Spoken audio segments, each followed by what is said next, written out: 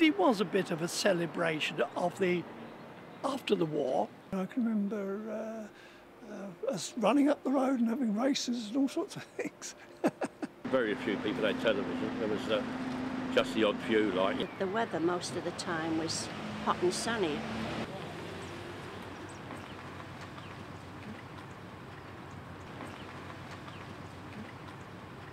I remember going, I think, to one of the track events at Wembley Stadium. One of my schoolgirl colleagues was jumping in the high jump, I remember. Now, I'm not quite sure, but I think I saw Fanny Blankers-Cohen running. And also my future wife, I got married that year. I think we went to a basketball event.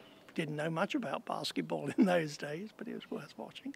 Yeah, my next door neighbour, she's 85, and she went to a lot of the games, like, you know.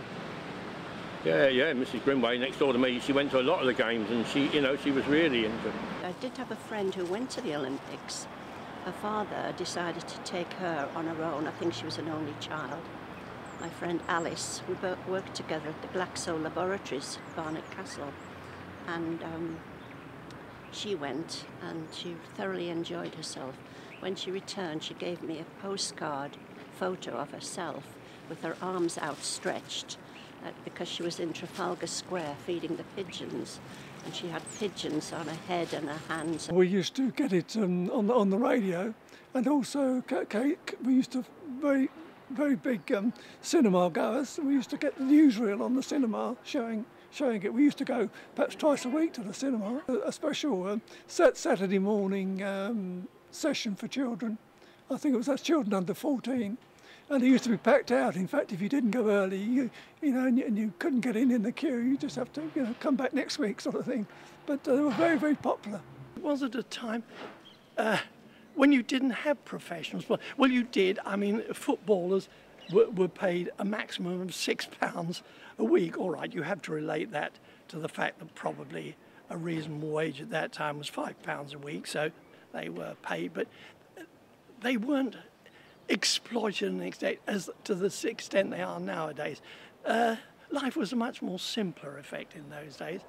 The war hadn't been over all that long, and there was still rationing going on there. So that in a way was one good thing about the Olympics. It came at a time when things were a bit austere otherwise, yes. Food was very short in them days, like, there wasn't much food. You didn't have supermarkets. You only had the small shops like to go to. And the food was rationed up till after the war, like food was on rationing. And you didn't have many sweets and all that, like, there was a shop just down the road in Twickenham, and when they first opened with sweets, like, it was queues everywhere. I do remember certain names from a long time ago, like a runner called Zatopek. I remember that he was a fine runner, and I believe he broke a world record. I can remember particularly Fanny Blankers-Cohen, who was the fastest woman in the world running there, and it was quite exciting to see how fast she went. I can remember the excitement amongst all the children in the road, and we were all practicing running and that sort of thing, because it inspired us to sort of get out and running around. And these are athletes that are plucked out of what may be their normal job and paid to train.